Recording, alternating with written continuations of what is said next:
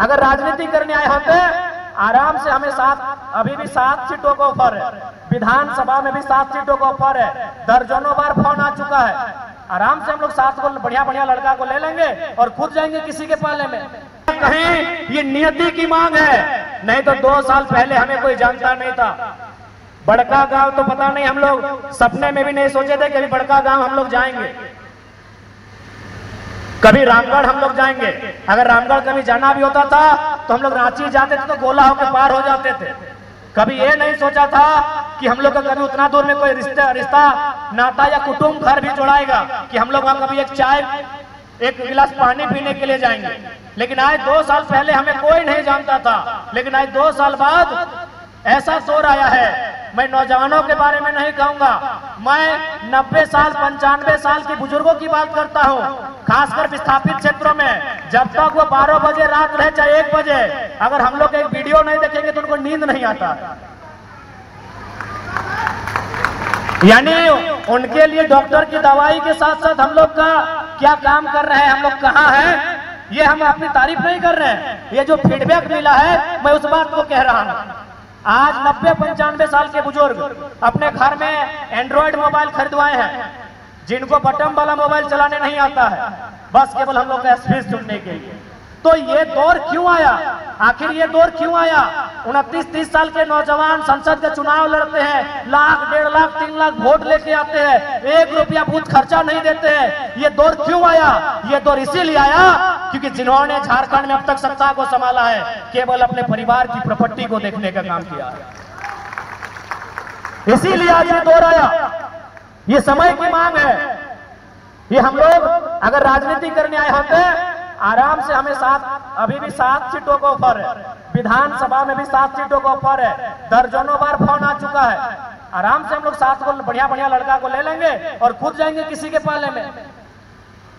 आज हम लोग नियति की मांग को लेकर आए हैं, इस राज्य के हालात को बदलने आए हैं, इस राज्य की तस्वीर को बदलने आए हैं। और हम ये भी नहीं कहेंगे कि हम लोग कोई जादू की छड़ी लेकर आए हैं कि यूं घुमा देंगे और बदल जाएगा, लेकिन हाँ प्रयास करने आए हैं और प्रयास अंतिम सांस तक करेंगे, ये वचन देने आए हैं।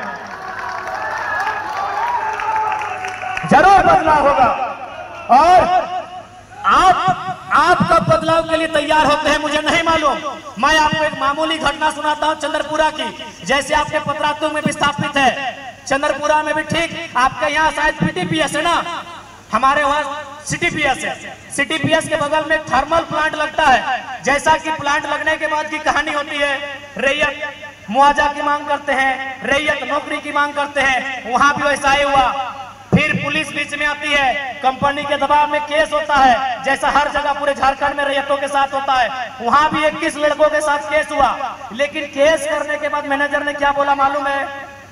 केस करने के बाद मैनेजर ने कहा कि वोटिंग के दिन का इंतजार कीजिए, 4 तारीख का इंतजार कीजिए, 4 तारीख में अभी 5 दिन का समय है। यदि जयराम महतो गिरिडीह लोकसभा जीत के चले आएंगे तो केस को वापस कर लीजिएगा। बहुत पागल लड़का है, पता नहीं क्या करेगा। आप उन 21 लड़कों से जाके पूछ लीजिए। 4 तारीख जैसे ही चुनाव हम हारते हैं, 5 तारीख को वो केस टेनो घाट ट्रांसफर किया जाता है। टेनो घाट उनका कोर्ट कचहरी पड़ता है। यानी ये सिस्टम उनको भी मालूम है, अगर ये नौजवान पॉलिटिक्स में आएंगे तो फिर एक पाई का हिसाब लिया जाएगा। उतना छोड़िए, आपके रामगढ़ में 2 फैक्ट्रियां हैं, रामगढ़ और मांडू में। उन्होंने अपने वर्कर को छुट्टी दे दिया था, जबकि उन्होंने कहा सर हम लोग तो वोट दे दिए हैं संजय जी को। बोला नहीं आप गिरिडीह जाइए और अपने रिश्तेदारों को कहिएगा कि जयराम महतो को वोट नहीं करना है। अब आप किस रूप में हमें ले रहे हैं मुझे नहीं मालूम, लेकिन जिन्होंने झारखंड को लूट के रखा है वो सीरियस ले रहे हैं और चुनौती के रूप में ले रहे हैं। उन्होंने 2 दिन छुट्टी दिया था अपने वर्कर को कि जाइए और किसी रिलेशन के यहाँ रात रहिए और सुबह बस इतना बोलिएगा कि जयराम महतो को वोट ना करें। उनकी हालत खराब है, क्यों मालूम है? उनको भी मालूम है वो जीतेगा गिरिडीह में, लेकिन पंगा हजारीबाग में भी लेगा। इसलिए हम लोग एक बात विश्वास करके देखिए, आज जो घटित हो रहा है इस राज्य में, उस तस्वीर को जरूर बदलेंगे। ये बात तो हम आपको कह के जाते हैं। चूंकि आज ये कार्यकर्ता मिलन समारोह भी है तो थोड़ा सा हम ये भी कहना चाहेंगे, क्योंकि यहाँ जो लोग आए हैं वो गिने चुने लोग हैं, चाहे हमारी बहनें हैं, हमारी माएँ हैं, या फिर हमारे अभिभावक हैं, हमारे नौजवान साथी हैं, यहाँ कार्यकर्ता लोग आए हैं। देखिए, नेता का चुनाव जीतने में कभी रोल नहीं होता है। न संजय जी हर एक बूथ में गए हैं, न जयराम महतो हर एक बूथ में गए हैं। चुनाव जीतने का काम कार्यकर्ता करते हैं, केडर करते हैं। यानी यहाँ आप सभी कार्यकर्ता आए हैं, ये कोई जनसभा नहीं है, ये कार्यकर्ता सम्मेलन है। इसलिए मैं आपसे कहना चाहूंगा, मैंने बचपन में एक फॉर्मूला एक इंग्लैंड के कोच से पढ़ा था। उन्होंने कहा था कि किसी भी चीज को आपको जीतना है, क्योंकि वो क्रिकेट टीम के लिए कह रहे थे। लेकिन आज हम चुनाव के संबंध में कहेंगे कि अगर जीतना है तो आपको 3D का फॉर्मूला के साथ चलना होगा। पहला डी से होता है डिटर्मिनेशन। डिटर्मिनेशन को हम लोग हिंदी में बोलते हैं इरादा। इरादा यानी अपने मन में ठानना कि हाँ, हमने मन में ठान लिया है कि रामगढ़ विधानसभा से जेबी केसस को जिताएंगे तो जिताएंगे, मांडू विधानसभा से फलाना को उसके लिए मेहनत करेंगे तो करेंगे। ये होता है डिटर्मिनेशन, यानी इरादा जो हम मन में ठानते हैं। दूसरा डी से होता है डेडिकेशन। डेडिकेशन का मतलब होता है समर्पण। समर्पण का मतलब होता है कि आज बारिश हो रही है लेकिन लोग इंतजार कर रहे हैं, आप फिर भी भीगते भीगते या फिर बारिश की चुनौती को स्वीकार करते करते कार्यक्रम में जाते हैं। इसको समर्पण कहते हैं, डेडिकेशन कहते हैं। और आप जब इस कमरे में बैठे हैं ना, यहाँ डिटर्मिनेशन भी दिख रहा है कि आप संकल्प लेके आए हैं कि जब तक जयराम बाबू अपना भाषण खत्म नहीं करेंगे हम लोग घर नहीं जाएंगे। आप डेडिकेशन में भी बैठे हैं, आपकी ओर एक भी पंखा नहीं है, आप पंखे को घुमा रहे हैं लेकिन फिर भी बैठे हैं। इसे डेडिकेशन कहते हैं। लेकिन एक चीज की कमी है जिसे लास्ट में डिसिप्लिन कहते हैं। डिटर्मिनेशन साफ साफ दिख रहा है, आगे भी दिख रहा है, पीछे भी दिख रहा है, बाहर बैठे उनमें भी दिख रहा है, डेडिकेशन भी दिख रहा है। थोड़ा डिसिप्लिन नहीं दिख रहा है। हो सकता है हम में भी नहीं दिख रहा हो। हम ये नहीं कह रहे हैं कि हम मोदी जी की तरह थोड़ी कह रहे हैं कि हम कोई अवतार लेके आए हैं, इसी मिट्टी से आए हैं। हो सकता है डिसिप्लिन हमने भी नहीं फॉलो हो रहा है। तो इसलिए अगर चाहते हैं कि विधानसभा के चुनाव में फतह हो तो डिटर्मिनेशन, डेडिकेशन के साथ साथ हमें डिसिप्लिन मेंटेन करना होगा। यही चुनाव में हमारी खामी यही रही। चुनाव लोकसभा में हम लोग और बेहतर कर सकते थे, हो सके तो सीटों को जीत भी सकते थे, लेकिन थोड़ा सा डिसिप्लिन में कमी रहा। इस बात को स्वीकार करना होगा। इसलिए एक मूल मंत्र यह भी रहेगा हमारे तमाम कार्यकर्ता के लिए, 3D, determination, dedication, the last discipline. और साथ ही साथ डी के साथ CCC भी होना चाहिए। C यानी कोऑर्डिनेशन, एक दूसरे को कोऑर्डिनेट करना होगा। कोऑपरेशन, एक दूसरे का सहयोग करना होगा। और सबसे महत्वपूर्ण कम्युनिकेशन। हमें कम्युनिकेशन नहीं है। कम्युनिकेशन यानी बातचीत। ये देखिए मंच में 15-20 साथी हैं, सभी रामगढ़ के हैं, लेकिन पूछेगा ना आखिरी बार कब एक दूसरे से बात हुई है। कम्युनिकेशन क्या है हमारे बीच। आज हम उस दौर में जी रहे हैं कि इंस्टाग्राम में हम लोग रोज 25 लोगों से बात करते हैं, लेकिन खुद के भाई से और बहन से अगर सुबह मिलता है तो हम लोग उसका हाल समाचार भी पूछ नहीं पाते। उस दौर में हम जी रहे हैं। तो इसलिए अगर किसी संगठन को जिंदा रखना है तो कोऑर्डिनेशन, कोऑपरेशन और कम्युनिकेशन होना चाहिए। नो डाउट हम लोग कोऑपरेशन करते हैं, भले मन में नहीं है लेकिन पार्टी के नाते कोऑपरेट भी करते हैं। लेकिन जो कम्युनिकेशन है उस कम्युनिकेशन में अभाव है। हम एक दूसरे को बात करना पसंद नहीं करते हैं, एक दूसरे से मिलना जुलना पसंद नहीं करते हैं। तो इसलिए देखिए, आप मुखिया के चुनाव में नहीं आए हैं, आप मुखिया का चुनाव लड़ने के लिए नहीं आए हैं, आप विधानसभा का चुनाव लड़ने आए हैं। आप एक राज्य को बनाने का चुनाव लड़ने आए हैं। अगर आपके अंदर ये गोल नहीं होगा, ये क्वालिटी नहीं होगी, तो मुझे नहीं लगता है कि हम लोग विधानसभा अच्छा कर पाएंगे। देखिए, अगर ज्यादा क्या है, हार भी जाएंगे तो हम लोग आंदोलन करेंगे, लेकिन आंदोलन से मैक्सिमम समस्याओं का समाधान नहीं होगा। आज जो लाखों लोग हम लोगों पे उम्मीद लगा के बैठे हैं, आज जो अपने मजदूरी का कुछ अंश बचाकर हमारे लिए चंदा करते हैं, हमें चुनाव लड़ने के लिए सहयोग देते हैं, बड़ा दुख होगा अगर हम अपने स्वार्थ की पूर्ति के लिए अगर उनके विश्वासों का गला घोटने का काम करते हैं तो हमें लगता है भले ये लोग बड़े भोले भाले हैं, ये आपको माफ कर दें, लेकिन आपका ज़मीर आपको माफ नहीं कर पाएगा। इसीलिए ये दौर नहीं है हमें आपस में प्रतिस्पर्धा करने का, ये दौर नहीं है हमें आपस में द्वेष फैलाने का, ये दौर है इस राज्य के नवनिर्माण का, इस राज्य के पुनर्गठन का, इस राज्य की आवाम के जो हक अधिकार जिनसे वो वंचित हो रहे हैं, उस हक अधिकार को स्थापित करने का यह दौर है। यही हम कहना चाहेंगे और अंत में यही कहेंगे कि भैया अभी देख लीजिए इंडिया की टीम जो T20 वर्ल्ड कप जीत के आई है, क्या खुशी है, क्या उल्लास है, क्या हर्ष है। चाहे मैन ऑफ द मैच जीतने वाले विराट कोहली हैं या फिर एक मैच में मौका ना मिलने वाला यशस्वी जायसवाल है, जश्न मना रहे कि नहीं मना रहे। तो हमारे कहने का मतलब है कि हारी हुई टीम का कैप्टन बनने से अच्छा है विजेता टीम का प्लेयर बन के रहिए। आपस में लड़ते लड़ते हार गए ना, आपस में लड़ते लड़ते हार गए ना, तो फिर भैया बड़ा अफसोस लगेगा। जाइए अभी यशस्वी जायसवाल से पूछिए भैया कैसा फील कर रहे हो? गदगद फील कर रहे हैं। अरे मैच खेले चाहे नहीं खेले, वर्ल्ड चैंपियन है। पूछिए चहल से, क्या चहल भैया कैसे हैं? वर्ल्ड चैंपियन है। अब जाके पूछिए डिकॉक से, कितना भी रन क्यों नहीं बनाया है, सर झुका है, आंखों में आंसू है, दिल में एक दुख है, तकलीफ है। क्यों? वो भले कितना चैंपियन क्यों नहीं है तो हारा हुआ टीम का हिस्सा। इसलिए इस बात को भी इस चुनाव में समझिए। आप अगर गुट बना के रहेंगे, एक दूसरे की टांग खींचेंगे, तो नो डाउट हम अच्छा कर भी लेंगे, लेकिन अगर जीती हुई टीम में नहीं हिस्सा बन पाते हैं तो बड़ा अफसोस लगेगा। तो इसलिए ये प्रयास कीजिए कि आप विनर टीम का मेंबर बने। ये आपसे हमारी आग्रह होगी। और विशेषकर चूंकि हमारी सभाओं में तो बहुत सारे माताएं बहनें आती हैं, लेकिन चूंकि पहली बार कार्यकर्ता सम्मेलन में भारी संख्या में हमारी दीदी लोग दिख रही हैं, तो दीदी लोग आपसे भी हम यही कहना चाहेंगे कि आपकी जिम्मेवारी दुगनी है। हमारे संगठन में हमारे प्रत्याशी को जिताने में आपकी जिम्मेवारी दुगनी है।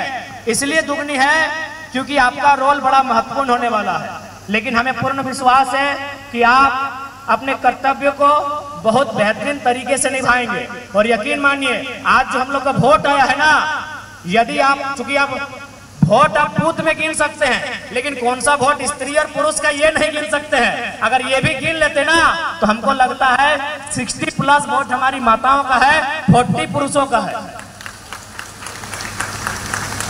60+ वोट आपका है, क्योंकि इस बार जो नारी शक्ति ने आशीर्वाद दिया है वो अप्रतिम है।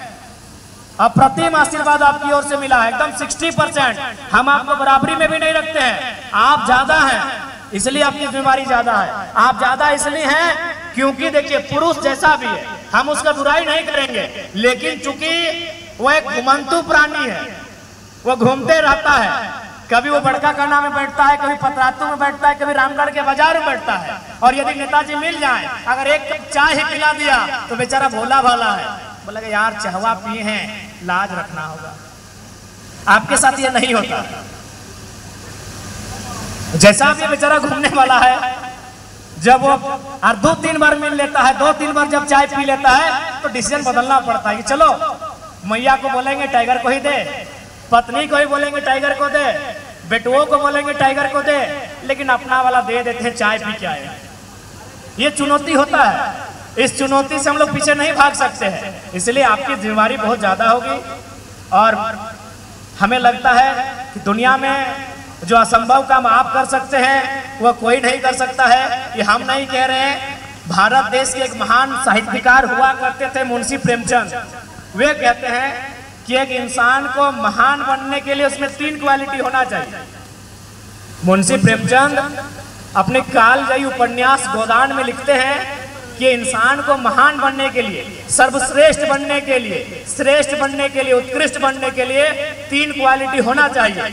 एक क्वालिटी त्याग, दूसरा क्वालिटी सहनशीलता का और तीसरा क्वालिटी क्षमा का। लेकिन एक स्त्री में ये 3 क्वालिटी जन्म से होता है। ये मुंशी प्रेमचंद कहते हैं, हम नहीं कह रहे भैया। त्याग का मतलब तो आप जानते हैं, आपसे ज्यादा त्याग कोई कर ही नहीं सकता है। सहनशीलता की अगर बात करें तो धरती के बाद अगर कोई सह सकती है तो एक स्त्री सह सकती है। और क्षमा की बात करें तो हमें लगता है एक जीवन काल में एक स्त्री जितने लोगों को माफ करती है, अगर पुरुष लोग होता तो रोज नया महाभारत होता। अगर स्त्री लोग चाहेगी ना महाभारत करना तो रोज होगा, लेकिन वो माफ कर देती है। तो इसलिए हम चाहते हैं, आपकी जिम्मेवारी ज्यादा है और आप नो डाउट उस जिम्मेवारी को बड़े अच्छे तरीके से निभाएंगे। आपका रोल बढ़ जाता है और चुनौती भी बढ़ जाता है, क्योंकि आप जिस समाज में रहते हैं ना दीदी लोग, इसे पेट्रियार्कल सोसाइटी कहते हैं, पितृ प्रधान समाज कहते हैं। पितृ प्रधान समाज का मतलब होता है पुरुष प्रधान। यदि आप मीटिंग में भी आएंगे तो आपके गांव के 4 लोग 4 तरह की बातें करेंगे। आप अगर किसी के साथ गाड़ी में बैठकर बाजार तक आए तो 4 लोग 4 तरह की बातें करेंगे। आप अगर 2-4 लोगों से घुलेंगे मिलेंगे फिर भी 4 लोग 4 तरह की बात करेंगे। इसीलिए मैंने कहा आपका जो चुनौती है वो 2 गुना है, लेकिन हमें पूर्ण विश्वास है आज के दौर में आप अपने आप को स्थापित करेंगे। चूंकि ये 21वीं सदी है, ये नारी सशक्तिकरण का दौर है और हम लोग चाहेंगे कि आप लोग अगुवाई करें। अगुवाई केवल कार्यकर्ता के रूप में और जिला पदाधिकारी के रूप में नहीं, हम लोग प्रयास करेंगे कि विधानसभा का जो चुनाव होगा हमारी पार्टी ओर से जब प्रत्याशियों की सूची जारी हो, आपकी भूमिका भी पीछे नहीं रहे। विधायक नहीं बनवा तो नहीं बने मन हो ना, बनलो ना। सुनीता मौसी बनले ना, बताओ मास्टर नहीं लगले से बन गए, ओकर पति सांसद लगे ताव बन गए, तो तोहनियो बनवाना। हिंदू बनले ना, अंबा मैडम बनले है ना, तो तोहनी की काम आ कर सकी कि अगर से काम नहीं ना, तो हम हटे क्या चाहिए कि जैसा पुरुष हथिन तोहनी के भी वह भूमिका हो, तोहनी के भी अगुवाई करे को, और बस कबू दुनिया के परवाह नहीं करिया। जे तोरा लय के आइले हो, यानी तोहर श्री 108 श्री, बस ओकर से तालमेल ठीक रखे, दुनिया की परवाह करे कोई जरूरत ना हो। लेकिन दुनिया के रीत लगो, दुनिया कभी तो इस दुनिया की रीत लगो कि निंदा उन्हीं की होती है जो लोग जिंदा है। जब तक जिंदा है तब तक निंदा होगी। अब मर के देखिए, लोग कहेंगे रास्ता छोड़ दीजिए, लाश जा रहा है। तो बस आपको जो लेकर आए हैं, जिनके साथ आप 7 फेरों में बंधे हैं, बस उनके साथ आपका तालमेल ठीक रहे। बाकी आप बाजार जा रहे हैं तो लोग क्या कह रहे हैं, मार्केट जा रहे हैं तो लोग क्या कर रहे हैं, किसी के साथ लिफ्ट लेके चल रहे हैं तो लोग क्या कह रहे हैं, छोड़ दीजिए। ये दुनिया उस दिन बहुत अच्छी हो जाएगी जब आप छोड़ के जाएंगे। क्या बोलेंगे पता है, बेचारी जैसने हले बढ़िए हले, यही बोलेंगे। तो ये संदेश हम आपको दे रहे हैं, क्योंकि हमारे संगठन में ऐसा बात आ रहा है, दीदी लोगों की शिकायत हो रही है कि हमारा मनोबल थोड़ा गिर रहा है। तो निश्चित रहिए, आपका मनोबल क्यों गिरने देंगे, जब आपके मनोबल को बढ़ाने के लिए, ऊंचा करने के लिए झारखंड की सबसे ऊंची चोटी पारसनाथ से टाइगर आया है। आप अपने मनोबल को गिरने क्यों देंगे, आपका मनोबल ऊंचा रहेगा, क्योंकि आवाज झारखंड की सबसे ऊंची चोटी पारसनाथ से आया है। बिल्कुल अपने मनोबल के गिरने मत दीजिएगा हमारे दीदी लोग, एकदम नहीं गिरने दीजिएगा। ये दौर आपका है, ये सेंचुरी आपकी है, बस आप भी अगुवाई कीजिए। और साथ ही साथ अपने तमाम साथियों से, तमाम कार्यकर्ता बंधुओं से भी यही कहना चाहेंगे कि आगामी विधानसभा का चुनाव, उसकी तैयारी आज से ही, इसी क्षण से आप कर लीजिए, क्योंकि हमारे लिए समय नहीं है, उनके लिए समय होगा, क्योंकि उनके पास बड़ी बड़ी अटैचियां हैं, उनके पास बड़े बड़े लोग हैं, हमारे पास जो भी हैं आप हैं। इसलिए हमारी तैयारी आज से होनी चाहिए, हमारी तैयारी आज से होनी चाहिए। जिस प्रकार आपको याद होगा, नेटवर्किंग में कोई लोग जुड़ते हैं, उसको बोलते हैं कि तुम 23 घंटा अपने लिए काम करना, 1 घंटा कम से कम 4 लोगों को कन्विंस करना। तो हमारी तैयारी आज से है। आप जिससे भी बात करें, टेलीफोन में अपनी माता जी से बात करें, अपनी भाभी से बात करें, लेकिन लास्ट में जरूर बोलिएगा कि बार गड़बड़ ना करिए, लोकसभा में जो ढले ढला विधानसभा में आज से, क्योंकि भले आज आपको लग रहा है कि नहीं ये जुलाई, अगस्त, सितंबर, अक्टूबर, आपको हाथ में लग रहा है 4 महीना, यकीन मानिए जैसे जैसे चुनाव नजदीक आएगा, हम अपना एक्सपीरियंस बता रहे हैं गिरिडीह लोकसभा का, आज भी हमको मलाल रहता है कि काश जो 10 दिन हम अंडरग्राउंड हो गए थे, अगर बाहर होते तो हजारीबाग को भी और अच्छा करते और गिरिडीह तो हम जीत जाते। काहे कि हमने पाया कि जिन जिन क्षेत्रों में मेरा वोट नहीं था, अगर उन गांवों में हम जा रहे थे, बुजुर्गों का आशीर्वाद ले रहे थे, लोगों से मिल रहे थे, मेरा हर एक बूथ में वोट आया। जबकि वहां हम लोग सोचे नहीं थे, हम लोग सोचे थे कि नहीं ये बीजेपी का कोर वोटर है, ये फलाना पार्टी का कोर वोटर है, ये लोग तो टूटेंगे ही नहीं। लेकिन वो इंतजार कर रहे थे कि लड़का आएगा कब। और हमें लगा कि एक दिन में हम 10,000 वोट प्लस कर रहे थे, क्योंकि एक दिन में लगभग 20-25 गांव जा रहे थे और एक एक गांव में, एक एक क्षेत्र में है लगभग 500-700 वोट हम प्लस करते थे। यदि 10 दिन हम फील्ड में रहते हैं तो 10 दहाई 100 यानी 1 लाख वोट फिर हम ऐड करते हैं और 1 लाख से ही तो अंतर रहा है, यानी गिरिडीह लोकसभा जीत जाते। जिस दिन वोटिंग हो रहा था ना, हम 2 बजे रात तक सभा किए थे। भले आचार संहिता था, लेकिन रात को मिलने जुलने के लिए मना नहीं था। हम घर में जा के लोगों से 2 बजे रात तक मिले थे और दिल यही कह रहा था कि काश और 1 सप्ताह दे दो, और 1 सप्ताह मिल जाएगा तो चुनाव आराम से जीत जाएगा। तो इसलिए हमारे पास साधन संसाधन की कमी है। आप आज के दिन से ही लग जाइए, विधानसभा मैक्सिमम होना चाहिए। और देखिए, जो भी हमारे प्रत्याशी होंगे उसको चुनने का काम भी आप करेंगे। हम तो बोल ही दिए हैं कि भाई जनता का फीडबैक सर्वोपरि होगा। देखिए, हम लोग एक नई क्रांति लेकर आए हैं। हम लोग किसी को हाथ खड़ा करके नहीं बोलेंगे कि ये है अमरेंद्र बाहुबली, इसको राजा स्वीकार करिए। जनता तय करेगी।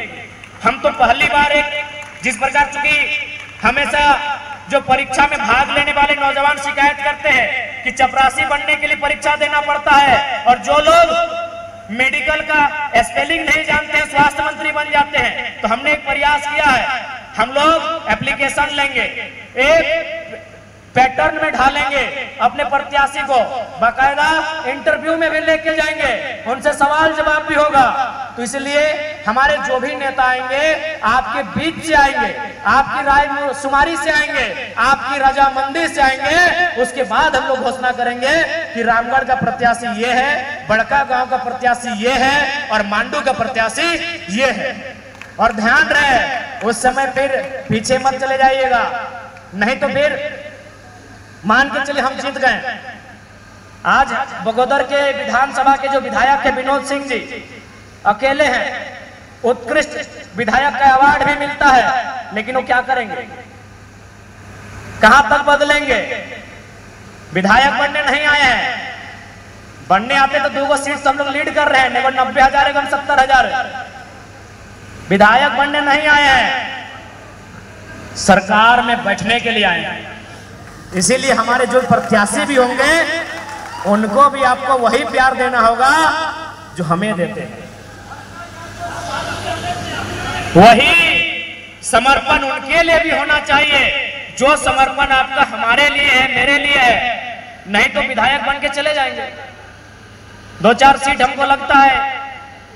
और हमारा तो घर अभी पूरा झारखंडे में डिमांड है, खाली बड़का गांव वाला लोग नहीं बोला है कि यहां से लड़िए। तो हम लोग तो संभव तो है नहीं हर जगह लड़ेंगे। तो इसलिए आज, और हमें पूरा आशा है कि हम लोग पहले प्रयास में बहुत अच्छा करने जा रहे हैं। 9 से 10 सीटों में हम लोग 50,000 के आसपास वोट लेके आए हैं। मायने हैं, 1 रुपया खर्चा नहीं, आपका बूथ मैनेजमेंट नहीं, आपके पास कोई प्लानिंग नहीं, उसके बाद भी हम लोग 10 सीटों पे 50,000 वोट लेके आए हैं। मायने हैं, वो 10 सीट तो जीतेंगे जीतेंगे, उसके बाद भी बहुत सारी सीटें हैं जहां हम लोग प्रत्याशी नहीं दिए थे, जहां लोगों ने ये कहा कि लोकसभा में दिल्ली देख रहे हैं, विधानसभा में हमारी ओर देखेंगे, इस बात की गारंटी है। क्योंकि आज हमारे इस राज्य के लिए ये भी हमारे लिए गर्व की बात है, हमारे 8 प्रत्याशी में शायद 6 तीसरे नंबर पर रहे कि नहीं, यानी इस राज्य का तीसरा विकल्प हम बनने जा रहे हैं।